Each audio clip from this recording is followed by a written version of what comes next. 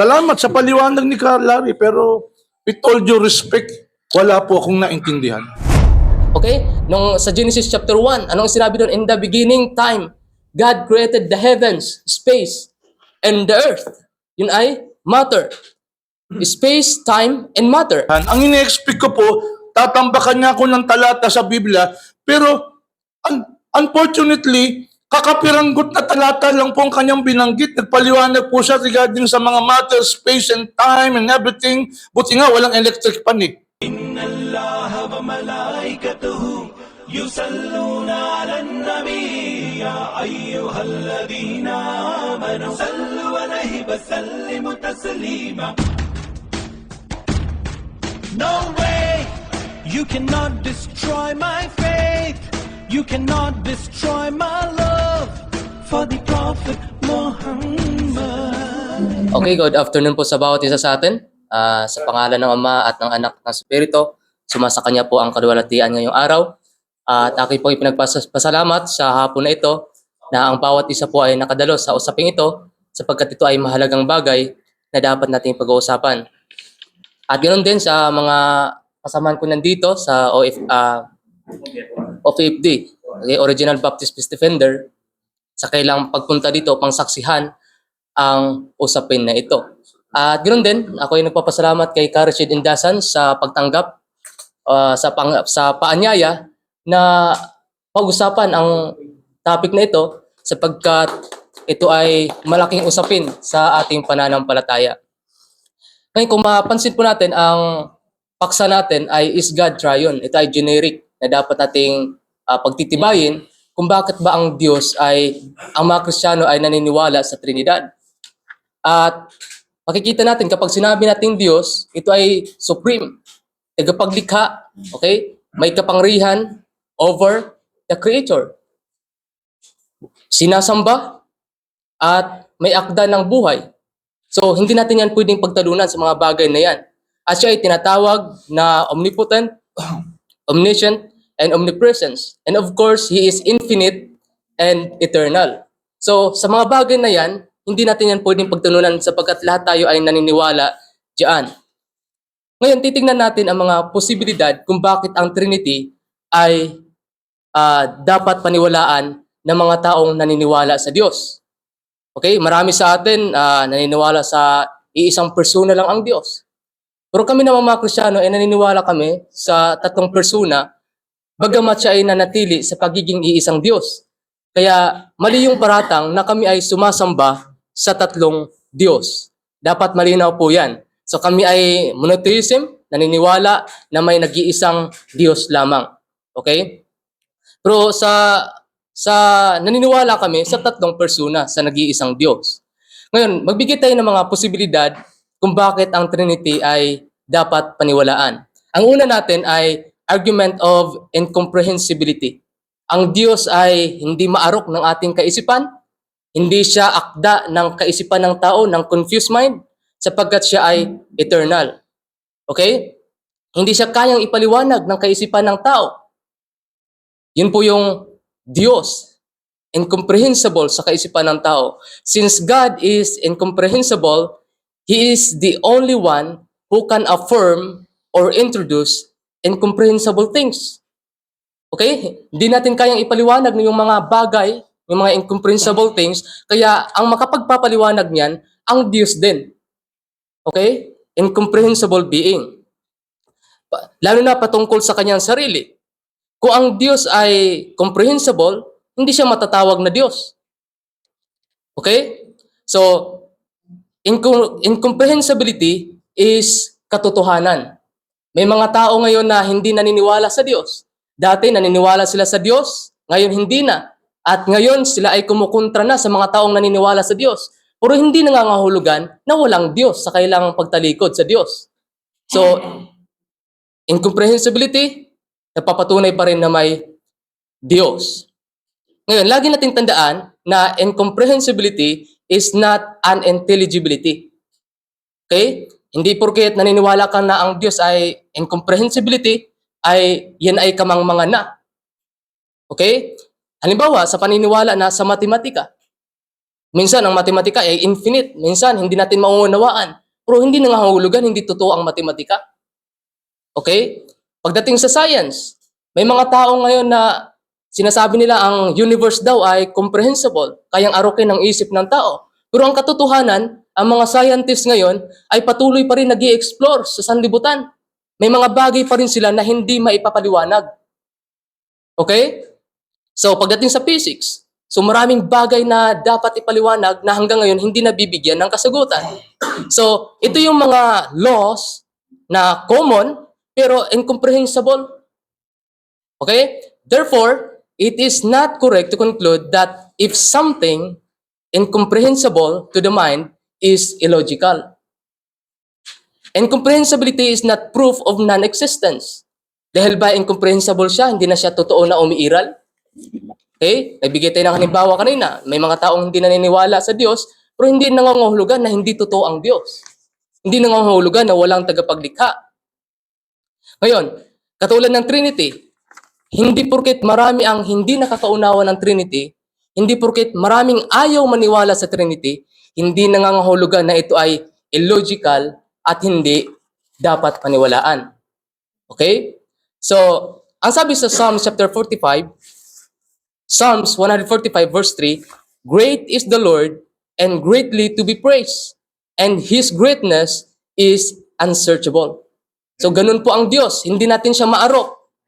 Kaya tayo mga limitado lamang ang pag-iisip, hindi natin siya kayang ipaliwanag, maliban kung siya mismo ang magpakilala sa kanyang sarili. Okay? Tanggap natin yan. Kaya ang verse na ito ay nagpapakita na ang Diyos ay immeasurable.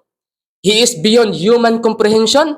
Kaya ang konsepto na ang Diyos ay divine, ay hindi divine revelation, ay maaaring produkto ng isang kaisipan or confused mind. Na, yun po yung unang argumento natin. Pangalawa ay ang argument of transcendence and immanence ng Diyos. Okay? Transcendence means God is above, beyond, and independent of creation. He is outside of the universe. He is outside of time. Okay? Ang immanence naman ay God is present within and actively involved of creation. Bagamat ang Diyos ay beyond time, beyond the universe, pero siya din ay involved sa kanyang creation. Okay? Siya din ay nagpapakilala sa atin. Siya ay malapit sa mga taong tumatawag sa Kanya. So, God is transcendence, immanence at the same time. Ngayon, God is beyond time, space, and matter. He is beyond number. Sa madaling salita, He is infinite one, not countable one. God's transcendent and immanent nature suggests that He is not bounded by one personhood by count.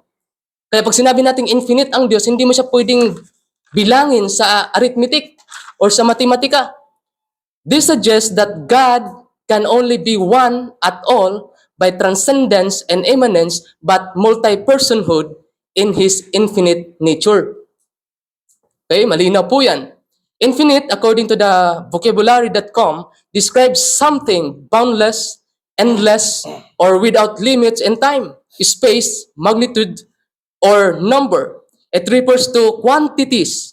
Okay, tandaan natin, it refers to quantities that cannot be counted or measured.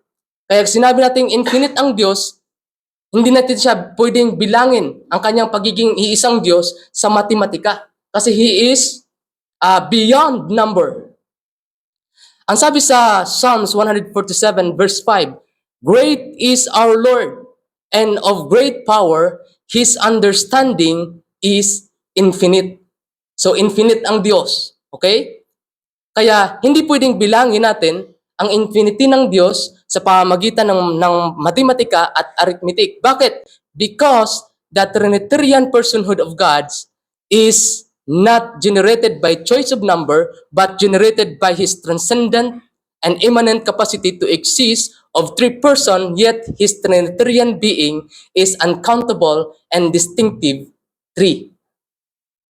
Ngayon, kaya yung mga argument na ang Diyos ay binibilang sa pamamagitan ng 1 plus 1 plus 1, kaya illogical daw yung Trinity. Hindi po ganon. Gaya ng sinabi ko kanina na ang Diyos ay hindi countable one. Okay? Hindi siya countable one, kundi infinite one. Hindi siya pwedeng bilangin sa pamamagitan ng matematika at arithmetic. So yun po yung Diyos. Kasi minsan pinapasok na natin yung Diyos sa arithmetic or sa matematika. Kaya hindi natin maunawaan yung Trinity.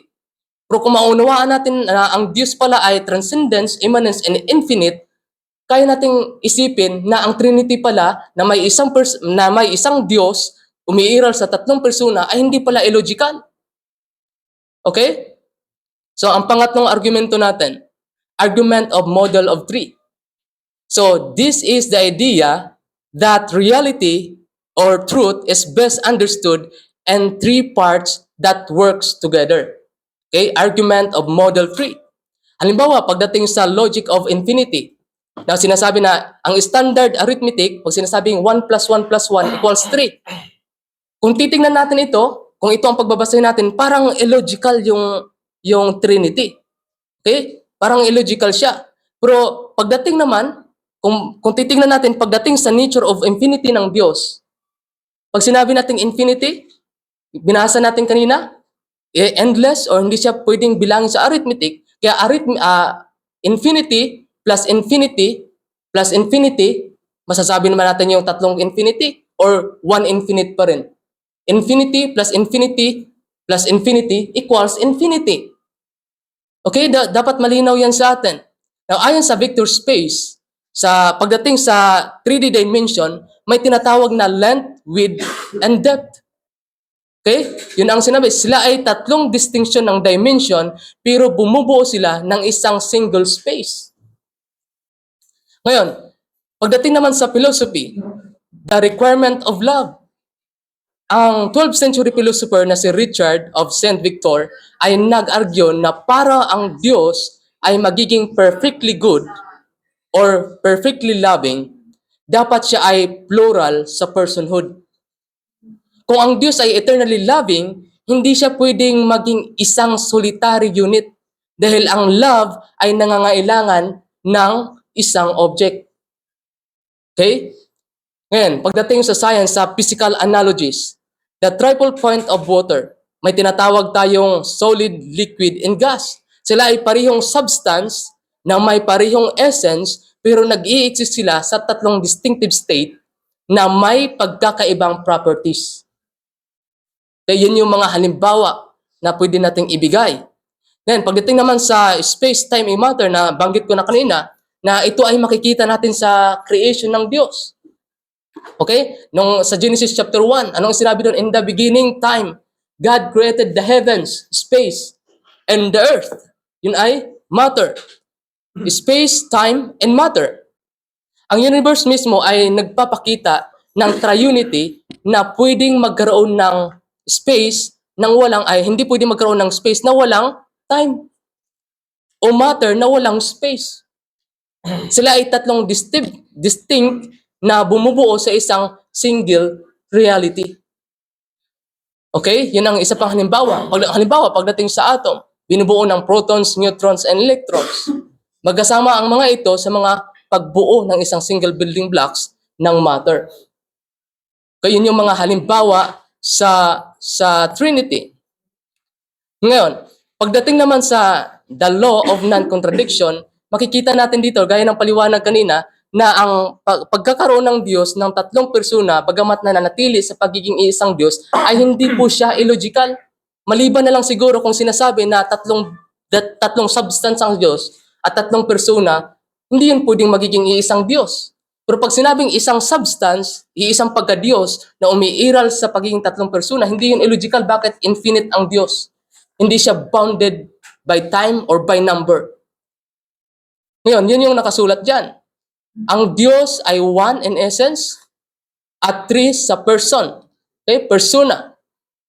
Yan yung madaling pagpapaliwanag sa Trinity. Now, bakit ganito? Bakit ang creation ay nagpapakita ng Trinity of Trinity? Kasi ito ay sumasalamin mismo sa tagapaglikha. So makikita natin sa creation at sa mga ibang bagay na makikita natin ang Trinity of Trinity. sapagkat ito ay sumasalamin sa tagapaglikha.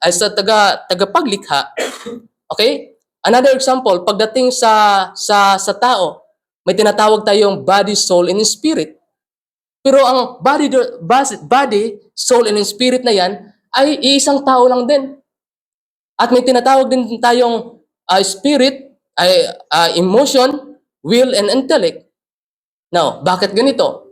Dahil ito ay sumasalamin sa tagapaglikha. Kung ito ay posible sa atin, bakit hindi pwedeng maging posible sa nag-iisang Diyos na siya ang tagapaglikha natin, siya ang lumalang sa atin? Okay?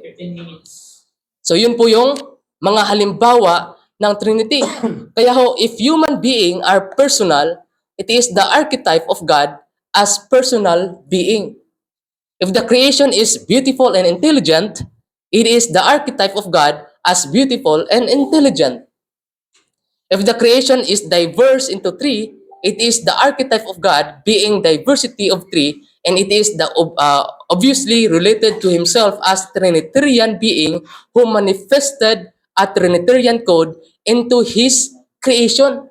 Kaya pala kahit ang creation nagpapakita ng Trinity of Trinity dahil ito ay nagreplika or sumasalamin sa nag-iisang tagapaglikha na umiiral sa tatlong persona. At nawa malinaw po yan na ang mga Kristiyano kagaya ho namin ay naniniwala po sa nag-iisang Diyos lamang. Okay? Na makikita natin dito na ang Trinity ay hindi illogical. Maging philosophy man, science, physics, at mathematics.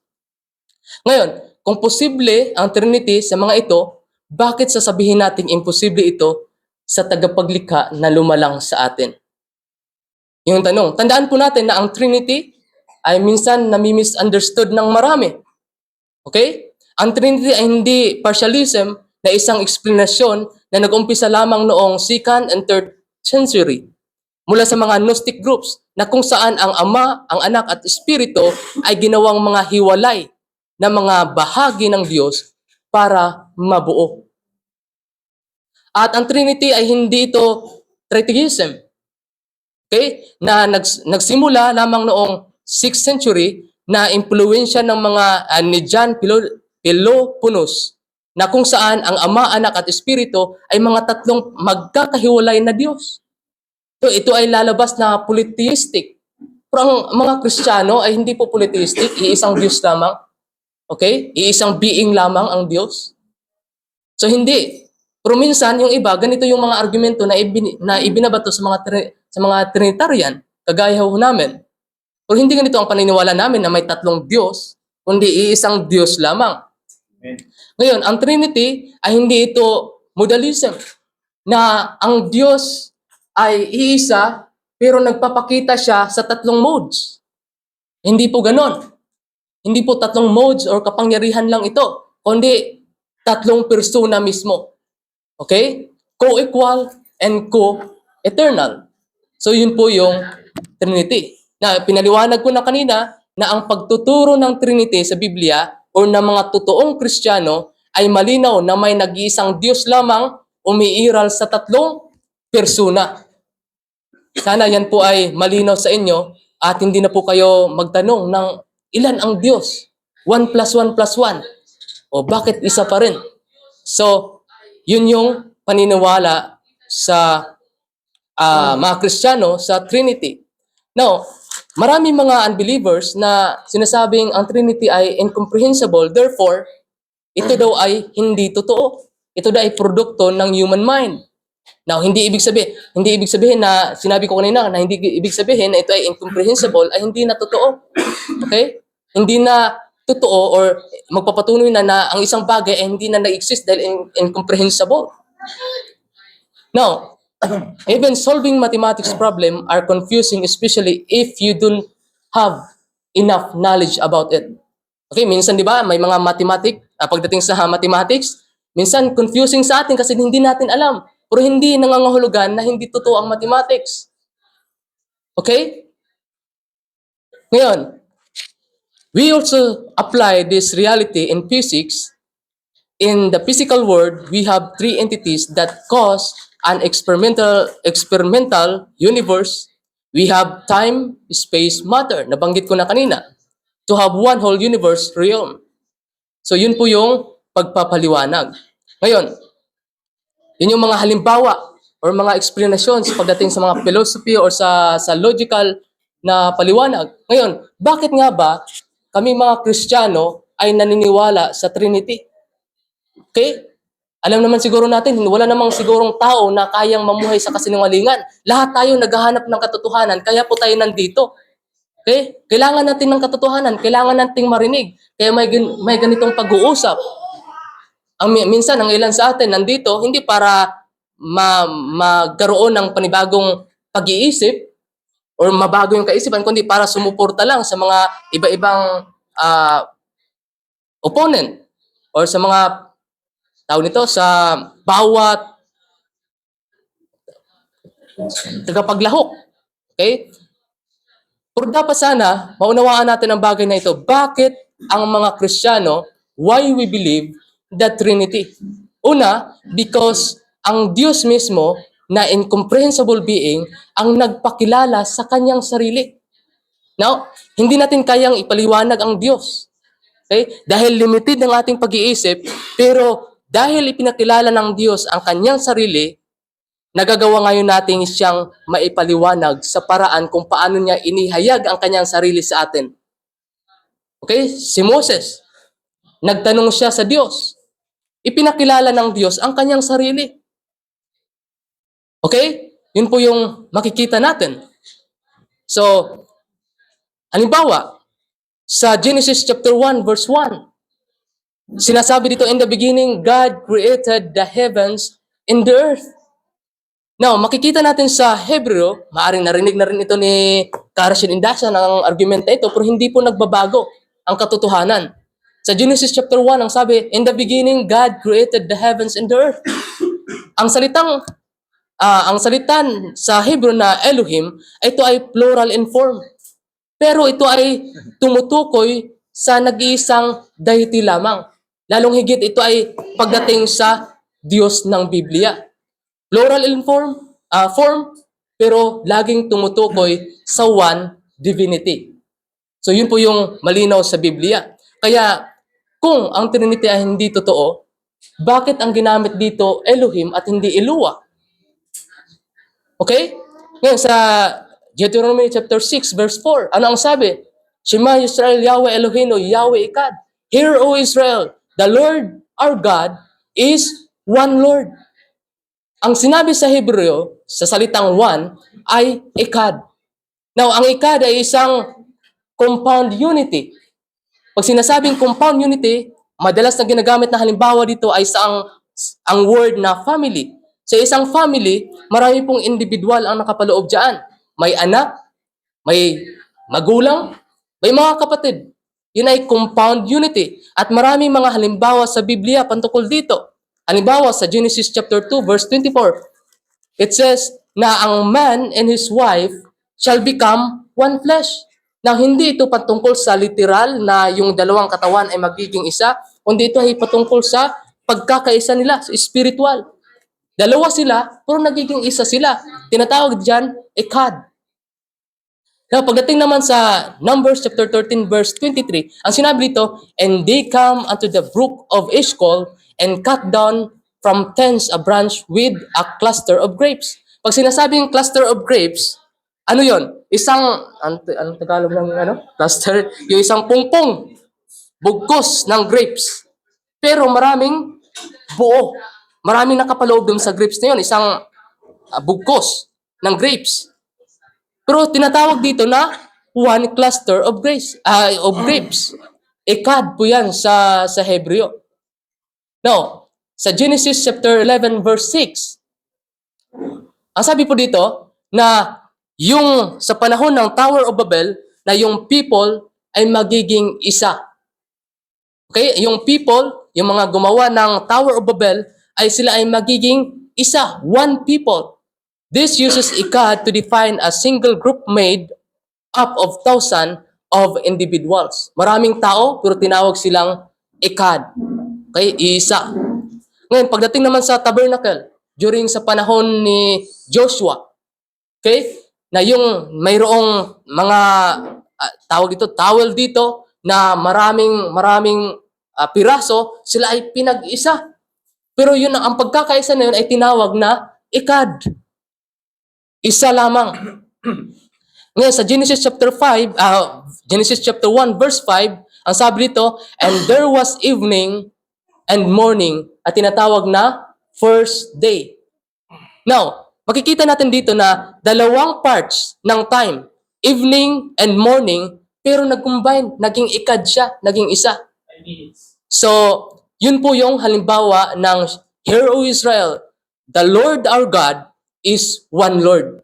Iisang Diyos lamang ang sinasamba ng mga Kristiyano. So, yun po yung halimbawa. Ngayon, pagdating naman sa Ezekiel 37 verse 17, na nagpapakita na yung dalawang stick, pinag-isa, tinawag na ikad. So, hindi pala imposible maging sa lohikal man na pangungusap na ang isang Diyos ay iiral sa tatlong persona. Bakit? Siya ay infinite. Siya ay makapangyarihan sa lahat. Kasi kung sasabihin natin na ang Diyos ay walang kakayahang umiral sa tatlong persona bagamat nanatili sa pagiging iisang Diyos, paano natin matatawag na makapangyarihan yun? Kung limitado naman pala ang kanyang pagkilos. So yun yung halimbawa at nawa yan ay malinaw. Ngayon, number 2, bakit naniniwala ang mga Kristiyano? Why we believe the Trinity? Because ang essence nito ay inahayag mismo ng Diyos kahit sa Old Testament. Lagi po nating tandaan na ito ay intellectual na pag-uusap at hindi po natin kailangan ng word for word. Okay? Intellectual, kailangan nating pag-iisipan, kailangan nating intindihin ito.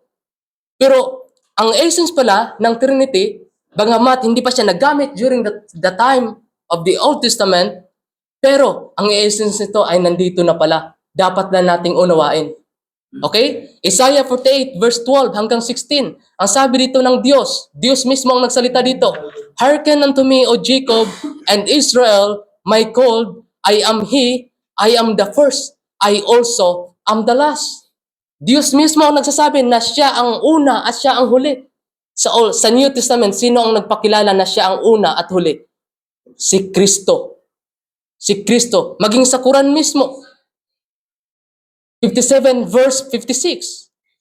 57 verse 3. Na si Allah ay last, first, and last. Therefore, kung ito ang karakter ng Diyos na first and last at si Kristo ay nagpakilalang first and last, ang conclusion dyan, si Kristo ay Diyos at isa siya sa tatlong persona ng Diyos. Yun po yung halimbawa natin dyan. Ngayon, sa verse 13 ng Isaiah 48, ang sabi dito, my hand also hath laid the foundation of the earth, and my right hand hath spanned the heavens. When I call unto them, they stand up together. Sino ang nagsasalita dito? Ang Diyos mismo. Na sa pamamagitan niya, nailalang ang lahat ng mga bagay. Naitayo ang sanlibutan. Ngayon, sa New Testament, sino ang nagsasalita? Sino ang nagpakilala nito? Now, sa Hebreo, chapter 1, verse 10, ang Ama mismo nagsasabi na ang kanyang anak ang nagtayo ng sanlibutan. Sa pamamagitan niya. So, malinaw dito na kahit si Kristo mismo, in-affirm ng Ama na siya ay tagapaglikha. Walang ibang tagapaglikha kundi ang Diyos. Okay? Wala nang ibang tagapaglalang. Kaya kung aaralin natin mismo ang Biblia sa kabuuang systematic na pag-aaral at hindi lamang iilang verse sa Biblia ang kukunin, maunawaan natin at magiging konklusyon natin na si Kristo or ang Trinity ay totoo. Okay? Sa last verse, Isaiah verse 48, verse 16. Ang sabi dito, come ye near unto me, hear ye this. I have not spoken in secret from the beginning, from the time that it was, there I am, and now the Lord God in His Spirit hath sent me. Diyos mismo ang nagsasalita, pero meron pa siyang nirecognize ng dalawang being, ang Espiritu at ang Diyos Ama.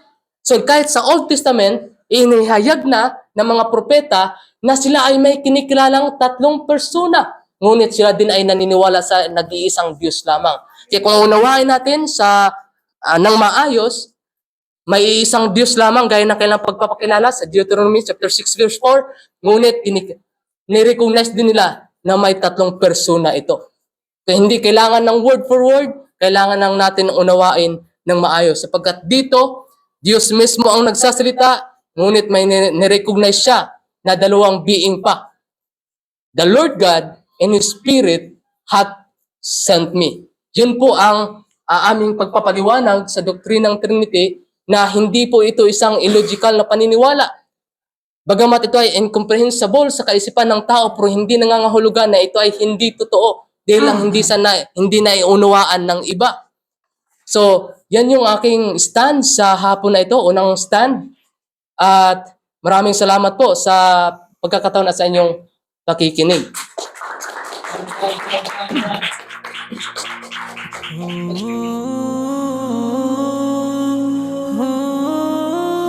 Alhamdulillah, Rabbil Alamin. Ang lahat ng papurit pasasalamat ay kay Allah, ang Panginoon ng lahat ng nilalang. Nagpapasalamat ako sa aking kaharap ngayon sapagkat hindi siya tumindig o hindi siya nagpaliwanag bilang preacher. Alam niyo kung bakit ko pinagpauna ko to, paumanhin na. Kasi halos lahat ng aking nakatunggali sa usaping ito. 1991 po, unang-unang tumindig ang Karasid, ito po ang topic. At ang kaharap ko noon, ang preacher na preacher. Nagpapasalamat ako kay Larry, hindi po tumindig bilang preacher. Kasi yung unang nakaharap ko, pinaliwanag sa akin yung Acts chapter 5 verse 3 and 4. Para patunayan ng Trinity. Ako po open-minded ako, Larry, sana maunawaan. Gusto kong maintindihan ito.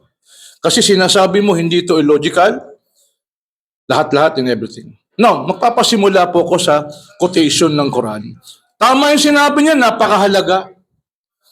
Pero tingnan niyo kung gaano kahalaga. Sabi ho sa Quran, binasa po ng ating ustad kanina, A'udhu billahi minash shaitanir rajim. Laqad kapara alladhina qalu inna Allah wal Masih ibn Maryam. Wa qala al Masih, ya bani Israil i'budu Allah rabbi wa rabbakum. Innahu man yushrik billah faqad harrama Allah alayhi al jannah wa ma'wahu an-nar wa ma lidh-dhalimin min ansar. O manina, malakas lang ang boses ko. They do blasphemous say, God is the Messiah, son of Mary. Have defied God, blasphemy. Pamumusong. Impact sa translation ko, kalapastanganan. Kasabagad yung kupor, kalapastanganan. Malapa, sinabi ni Jesus. O mga anak ni Israel, sambahin nga ninyo si Allah, ang aking Panginoon at inyong Panginoon. Sino man lang sa inyo, if anyone associate worship other than Allah, other than God, paradise will be forbidden for him. Ang paraiso ay pagbabawal sa kanya. At ang kanyang kasasadlakan ay apoy ng impyerno. Hindi biro. Hindi biro. Paano kung ang Quran po ay totoo? Kaya nun pa ko, bago po ako maging Rashid, maniwala po kayo. Pilit ko pong inuunawa ang Trinity sa pagbabasa po ng Biblia. At hindi ko po talaga matarok, hindi ko po maintindihan. Ang ini-expect ko po, tatambakan niya ako ng talata sa Biblia, pero unfortunately, kakapiranggot na talata lang po ang kanyang binanggit. Nagpaliwanag po siya regarding sa mga matter, space and time and everything. Buti nga, walang electric pan eh. Yung mga pastor na nakaharap ko may gumamit ng electric pan, 3 LC, tingnan mo, Rashid. Parang kape 3-in-1, may asukal, may may... ngayon, medyo may time tsaka space and matter. May katawan, may kaluluwa, may spirito, tsaka, well, respect is, Kanya lang, sabi niya, ang Diyos mismo nagpakilala sa kanya. Ang tanong, Larry, nagpakilala ba ang Diyos sa Biblia? Ako ang Diyos, binubuo ng 3 persona. Kung meron ganun, tapos na ako ito. Tapos na. Pakinggan niyo, Israel. Ang isang Diyos may tatlong persona. Tapos na ang kwento. Hindi ganun eh. Ang lahat, ang mga Hudyo naniniwala isa lang ang Diyos. Nalawaan nila yun eh. Yung Echad, Shema Yisrael, Adonai, Elohayno, Adonai Echad. I wonder. Sinabi niya pa sa bandang huli, pinaliwanag din daw na malinaw sa New Testament, ang Diyos mismo nagpaliwanag, ipinaliwanag niya ang kanyang sarili as Trinity. Saan po yun? Hindi ko po nabasa, please, I'll be stand corrected. Hindi ko nabasa sa Biblia, ang Diyos may tatlong persona sa Old Testament. Hindi ko po nabasa, kahit sa panahon ni Jesus Christ, binasa niya Isaias, binasa niya Genesis, wala po ako nabasa doon ang Diyos ay may tatlong persona.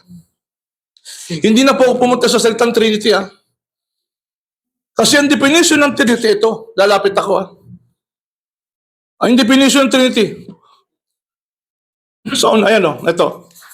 Trinity, definition. God is one. God is one God and exists in the form of three co-eternal and consubstantial person, the Father, the Son. One God, three person.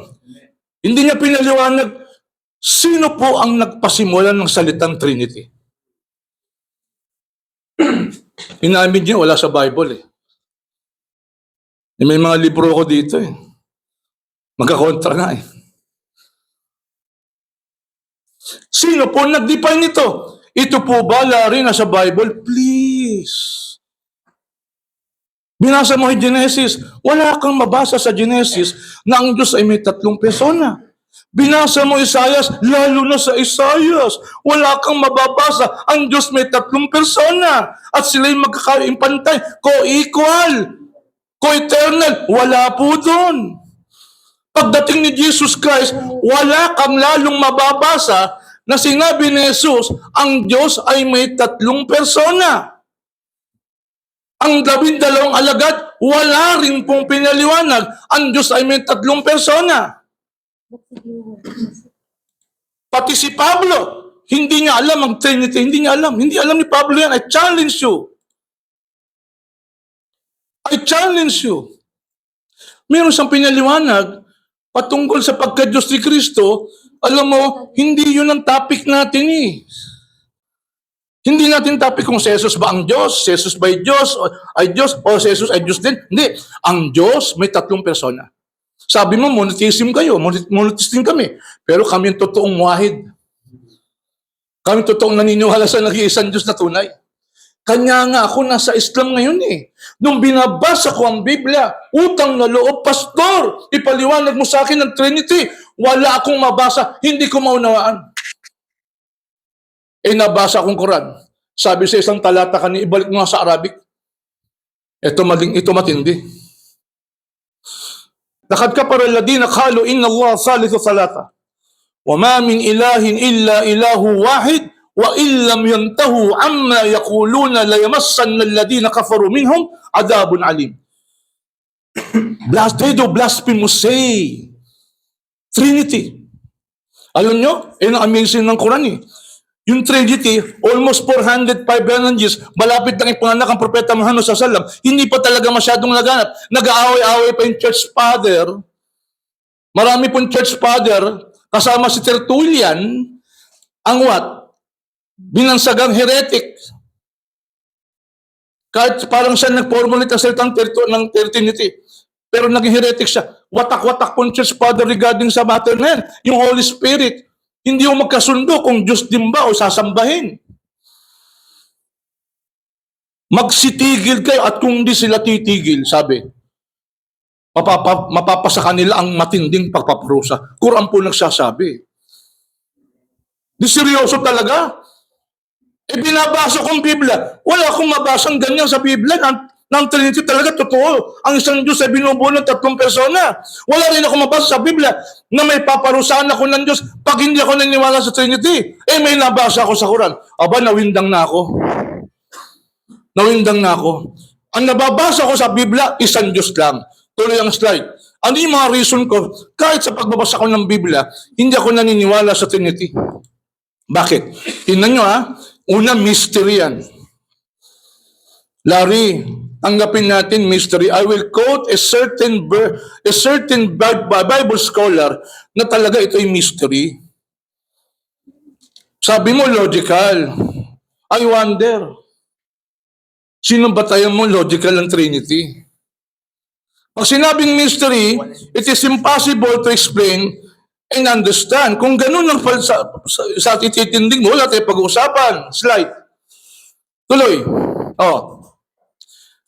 Isa-isayin natin. Meron akong gustong i-quote. Si Louis Berkop. Ano pong sabi ni Louis Berkop? Ito. The Church confesses the Trinity to be a mystery beyond the comprehension of man. The Trinity is a mystery, not merely in the biblical sense of what is truth, which was formerly hidden but is now revealed, sabi niya, but in the sense that man cannot comprehend it, make it intelligible. Nakita mo? Ano pa? Ito, Baptist. Si Millard Erickson, research professor of theology of Southern Baptist Theological Seminary. Anong sabi niya? This doctrine, in Trinity, in many ways, present strange paradoxes. Ano po yung paradoxes? Illogical.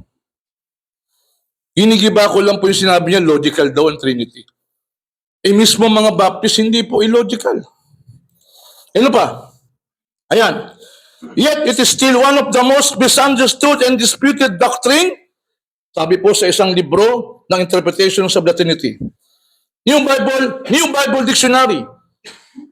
The term Trinity is not itself found in the Bible. It was first viewed by Tertullian at the close of the 2nd century, but received wide currency and formal elucidation only in the 4th and 5th century. Malapit lang ipanak ang Propeta Muhammad. Ginigibanan ng Quran. Alam mo, hindi maintindihan ng Arabo yan eh. Nung sa araw ng mga kumpanyo ng Propeta Muhammad sallallahu hindi nila mag-gets yan eh. Pero noon pa man, pinagpapauna na ng Quran, lalaganap itong hidwang pananampalatayang ito. Sino ba? Professor of Church History. My conclusion then about the doctrine of Trinity is that it is an artificial construct. It produces confusion rather than clarification. And while the problem with which it deals are real ones, the solution it offers are not eliminating. It has posed for many Christian dark and mysterious statement which is ultimately meaningless. International Standard Bible Encyclopedia acknowledges the Trinity is a 2nd century term found nowhere in the Bible. And the scriptures present no finished Trinitarian statement. Paano natin tatanggapin to, Larry? Ultimo mga scholar, nagsasabi, wala po sa Biblia. Pati yung definition niya, wag na lang yung term, sige na. Yung definition na lang. Ito ba? HarperCollins Bible Dictionary. The formal doctrine of the Trinity, as it was defined by the Great Church Council of the 4th and 5th century, is not to be found in the New Testament. Hindi po kami sabi. I-research niyo po. Nagdala nga ako ng ilang libro dyan eh. Ano pa? Timer The New Encyclopedia Britannica. Neither the word Trinity, ito na, tinan nyo. Neither the word Trinity nor the explicit doctrine appears in the New Testament. Saan yung sinasabi mo, Larry, na pinaliwanag, hayaan natin ang Diyos ay incomprehensible. Hayaan natin siya ang magpakilala. Nagpakilala ba siya? 3 persona siya. 15 minutes. Nagpakilala ba ang Diyos sa Bible? 3 persona siya? I want to know. Hindi nakita. Hindi, gusto ko magpaturo sa iyo, Larry, please. Matagal ko ng problema to. Kaya nawala ako sa Christianity. Totoo lang eh. Nagsisimba ako noon. Sumasama rin ako sa mga born again. Bago-bago mga born again nung high school ako. Ganito, Toro Trinity. Sa di puso ko, hindi ko matanggap sapagkat hindi ko naintindihan talaga. Walang makapagpaliwanag eh. Kaya lang, nagingilabot ako sa sinabi ng Quran eh. Manapakahalaga eh. Mali na maniwala rito spiritually. Spiritually, mga kababayan. The new. Wala na muna yung Catholic Encyclopedia. Gusto kong basahin yung sinabi, si Martin Luther mismo. Tingnan nyo ha, si Martin Luther. The German priest who initiated the Protestant Reformation concept, it is indeed true that the name Trinity is nowhere to be found in the Holy Scripture, but has been conceived and invented by man. Sino po nagsabi? Si Martin Luther. Inimbento pala ng tao. Eh, kayo po yung member ng Protestante rin. Kung tutusin. Dito na lang ako sa Oxford Companion. Number 15. Ito kay Bruce Metzger to. Yung libro ko nasa baba. Sabi ko dyan, pakinggan nyo. The developed concept of three co-equal partners in the Godhead found in the later creedal formation cannot be clearly detected within the compounds of the canon. Wala pala sa canon, no? Wala sa New Testament. Sampu yan, The Oxford Companions to the Bible by Bruce Metzger. Isa po siya sa mga contributor po dyan. Ang masaklap, number 18.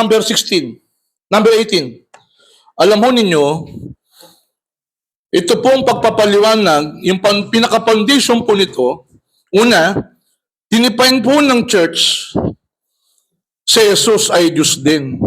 Sapagkat yung salitang homoousios, unbiblical po yan, wala sa Bible. Inimbento po yan ng tatlong Cappadocian father, si Basil of Caesarea, Gregory of Nyssa, Gregory of Nyssa. Kaya kung baptist ka, guilty ka na hindi kayo sola scriptura. Kasi para patunayan yung si Jesus ay homoousios, yan po'y ginamo, inimbento lang po ng Katoliko. Wala po sa Bible yung homoousios. Yan po ang pinagtanggol nila para tutulang si Tertullian. Sapagkat yung mga church father, tingnan nyo marunong sila ng Greek, pero sila po nagtatalo. At gumamit po si Tertullian ng mga talata sa Biblia para tutulang si Jesus ay Diyos din. Ngayon, nag-imbento po yung tatlong Cappadocian father, homoousios, noong 325 after Christ Council of Nicaea, dineclare si Jesus ay homoousios Diyos din, pero hindi pa na-define ang Trinity. Kailan po na-define ang Trinity na yung Holy Spirit ay Diyos din? 381 sa Council of Constantinople. Kaya, ito challenge ko. Wala pong church father bago ng 300 years na naniniwala ang Holy Spirit ay Diyos din. May mga history book ako dito ng Christianity. Bakit hindi ako naniniwala sa Trinity? Una-una, kahit Biblia pag-uusapan, paano kang maniniwala sa Trinity? Hindi po itinuro ni Jesus Christ na ang Diyos po ay may tatlong persona. Si Jesus po nagdasal sa Diyos. Si Jesus po ay may Diyos. Juan 17:20. Ako'y aakyat sa aking Ama at inyong Ama. Aking Diyos at inyong Diyos. Ginigiba po yung definition ng Trinity. Punta ka sa definition ng Trinity kanina. Tingnan niyo po yung definition ng Trinity.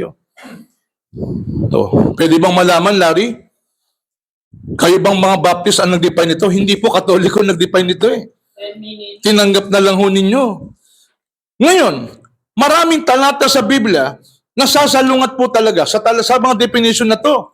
Paano sila equal, co-eternal? Si Jesus po nagdasal sa Diyos.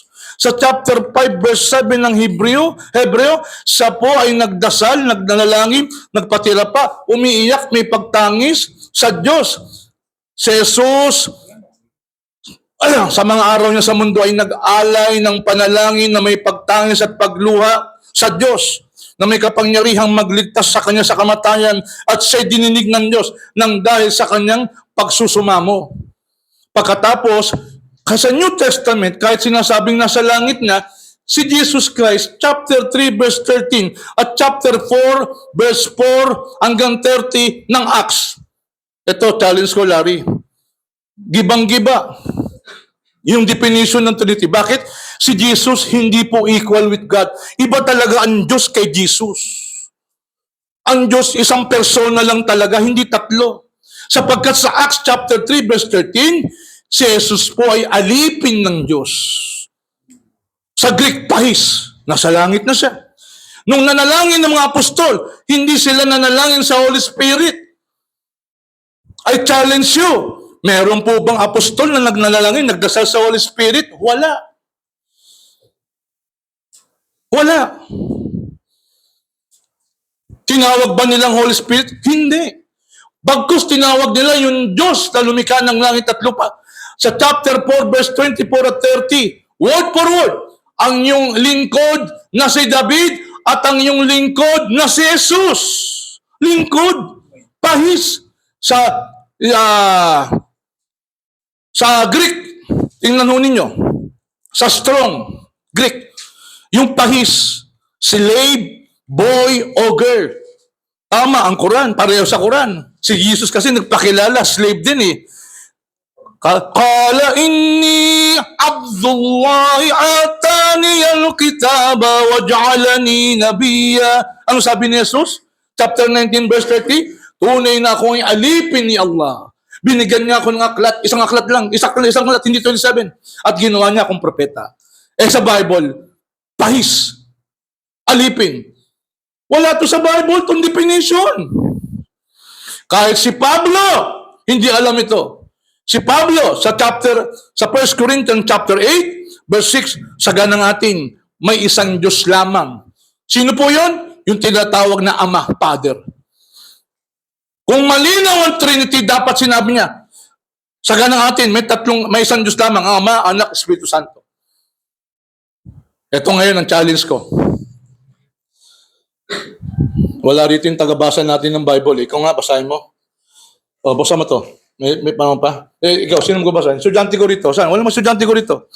Sa chapter 6, verse 16. Sa chapter 1, verse 17 ng unang Timoteo. O, wala ba sa slide natin? Ha? Meron ako dyan sa slide. Wala akong babasa. Tingnan nyo ha. Larry, kung Trinity to, bakit ganito sinasabi sa unang Timoteo 1:17? Ha? Sa haring walang hanggan, ang walang kamatayan, tanging Diyos. Tapos sa chapter 6 verse 16 ng unang Timoteo, siya lamang ang walang kamatayan. Yung Diyos yun. Ang nababalot sa liwanag na hindi malapitan. Na hindi nakita ng sino mang tao o makikita man. Ano raw ang Diyos? Ano raw ang Diyos? Ang tanging Diyos, immortal, walang kamatayan. Si Jesus namatay eh. Hindi magkapantay. Ang nababalot sa liwanag na hindi malapitan. Nalapitan si Jesus eh. Tama yung sinabi mo eh. Infinite ang Diyos eh. Wala tayong tutol dun eh. Kanya lang, si Jesus ba infinite? Hindi. Hintayin natin paliwanag kasi may dalawang nature siya, ganito, ganyan, ito. Tapos yung apostatic union, yun ang gusto ko antayin sa kanya eh. Ang tanong, yung ba biblical? Kung sariling paliwanag mo lang, edi maunawaan na kita. Kanya lang, pinapaliwanag mo ngayon sa mga kababayan natin, wala talaga sa Bible to. O, tinan mo ha, ulitin ko talata. Tandaan nyo, unang Timoteo, 1:17. Sa haring walang hanggan, walang kamatayan, tanging Diyos sa Tagalog eh. Sa English, the only God. Ilan yun? Isa o tatlo? The only God nga eh. The only. Only. Ang nababalot, chapter 6, verse 16, ang nababalot sa liwanag na hindi malapitan. Na hindi nakita ng sino mang tao. Si Jesus nakita eh. O, makikita man. Yun ang sinabi ni Pablo. Sa amin, makikita si Allah, insyaAllah ta'ala. Kanya lang, hindi Trinity yun. Sapagkat yung Diyos, dinidefine, immortal. Walang kamatayan. At ang Diyos po hindi nagbabago sa kanyang kalikasan. James chapter 5 verse 7. Pagkatapos sa 44 verse 24, pinaliwanag niya. Nagtataka ko ba't pinaliwanag niya Elohim? Sabi niya Elohim Trinity. Saan mo nabasa yung Elohim Trinity? Ang Elohim po, kahit po sa definition ng Greek, yung po ay what? Ang paliwanag, una sa NIV, kahit paliwanag, yun ay plural of majesty. Pangalawa, uso naman na ngayon ng AI, tanungin. Nung panahon namin, wala kaming ganito eh. Wala pong sinasabi Trinity Elohim. Ang Elohim, plural, yung im, pinapakita po yung pagiging majesty, kapangyarihan ng Diyos. Pwede kong basahin sa'yo. Hindi ako batang internet. Wala pa kami internet. Alam na namin itong mga bagay nito. 3 minutes. Wala pong nakalagay sa Genesis Trinity ang Diyos. Kung totoo ang Trinity, napakalinaw sinabi ni Jesus Christ. I tell nothing in secret. Wala akong hindi ipinaliwanag sa lihim. Wala akong lihim sa inyo. Lahat binuro ko na. Ano turo niya?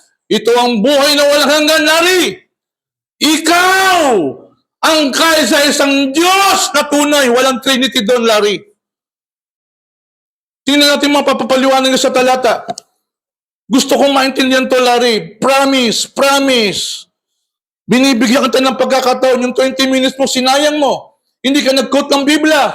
Nagpaliwanag ka ng time, space, matter.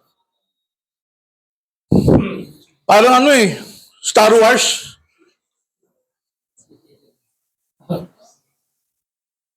Gusto ko maintindihan sa Biblia. Babaguhin ko, mga kapatid. Ustad, babaguhin ko pananaw ko. Hindi ko nalalabanan ng Trinity. Kasi noon ko pa hindi. Ito yung problema ko noon pa. With all due respect kay Larry, 25 years old siya. Oh. 89, nung ano po, 87. Tinatanong ko po ang Trinity. Imbis sasagutin po ako, pinapagalitan po ako ng tinatanong ko. Mula noon, ito po, 40 lang po ito. May 380 po akong reason kung bakit hindi ako naniniwala sa Trinity. Wala na lang oras eh. 40 to, hindi ko nabangit 40. Sapagkat gusto kong baguhin, kapatid, kung totoo ang Trinity, bakit hindi naging malinaw? Bakit hindi naging malinaw, Larry? Ang Diyos may 3 persona, kailangan maniwala kayo. Hindi po ganun. Alam na alam ko yung mga talata sa Trinity, Larry. High school pa ako. Hanggang sa naging college ako, nandito po ako. Yun ang hinaantay kong paliwanag mo ngayon. Na hindi mo binanggit sa 20. Baka magkaroon ka pa ng chance. Ilang minutes pa sa 1 minute and 35 seconds. ilang minutes sa second tandigan? 20, no? O di, 20, baka meron ka pang chance. Yun ang inaantay ko. Ginagalang namin. Paumanin, Hindi ako nagagalit. Kasi ito talagang, ito yung unang tinatanong ko sa Christianity. Itong Trinity na to. Ilan lang po itong binasa ko sa inyo. Mga Christian scholar mismo, sila po. Kung sila po nagduda na, nag-aral na ng Greek, hermeneutics. Wala pa isang libro ko dito eh. Sayang eh. Meron pa kikukot sa inyo. 1 minute. Talagang ito po'y beyond human understanding. Kung paano yung 3 ay isa pa rin. Yan, magandang ipaliwanag ngayon. Biblical, using Bible. Ang gagawin po, ito po nakita ko sa kanila eh. Noon pa. Maniwala ko kayo. Late 80s pa. Ano yun? Tagpi-tagping mga talata. Tapos doon bubuuin yung doktrina. Kita mo, napakalinaw. Kita mo sa Acts chapter 5. Tanong, baka basahin niya to. Acts, babasahin niya, chapter 5. Hindi ka nagsisinungaling sa tao. Sa Diyos! Matthew chapter 28 verse 19. Babasahin niyo yun. Sabi niya, may King James siya. First epistle of John chapter 5 verse 7. Basahin mo yun. Time's up. Maraming salamat po sa inyo. الذين آمنوا صلوا عليه وسلموا تسليما. No way, you cannot destroy my faith. You cannot destroy my love for the Prophet